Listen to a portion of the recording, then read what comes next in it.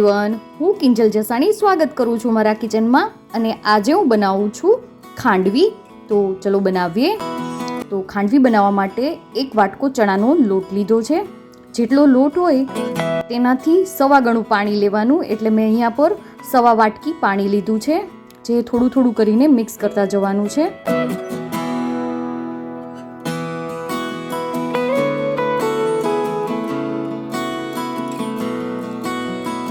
થોડું થોડું નાખીને મિક્સ કરીએ એટલે લોટના ગઠ્ઠા નહીં રહે.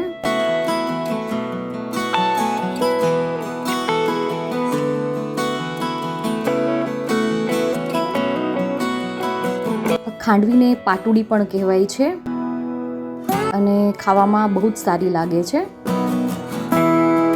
છાશમાં પણ બનાવી શકાય છે, પણ મેં અહીં પર પાણીનો જ ઉપયોગ કર્યો છે.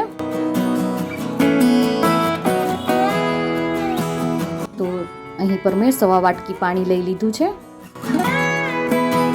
બધું સારી રીતે મિક્સ કરી દઈએ.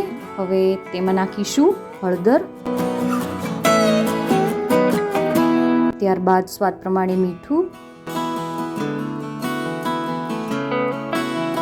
હવે તેમાં નાખીશું મરચાં અને આદુની પેસ્ટ, જે ઓપ્શનલ છે.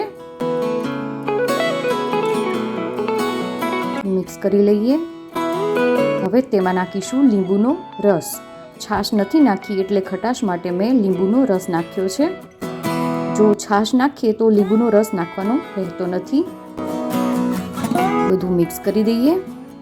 હવે એક કડાઈ લઈ લઈએ અને આ જે મિશ્રણ છે તેને ગરમ કરવાનું છે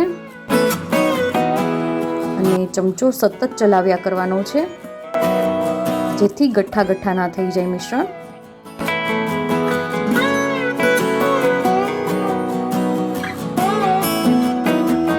અને ગેસની ફ્લેમ રાખીશું લો.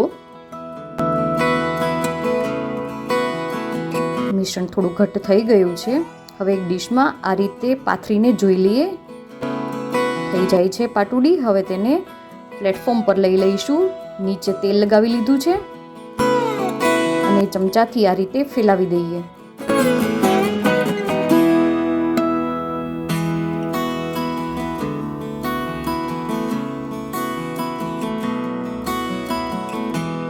હવે ચપ્પુથી કટ લગાવી દઈએ ઊભા અને રોલ વાળી લઈએ. તો ખાંડવી તૈયાર થઈ ગઈ છે. હવે તેનો વઘાર કરવાનો છે, જે તેલ અને રાઈથી જ વઘાર કરીશું. વઘાર તૈયાર થઈ જાય એટલે પાટુડી પર નાખીશું.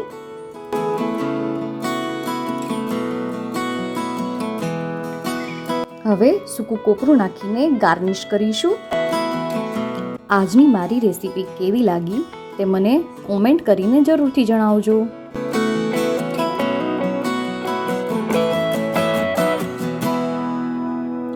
આવજો.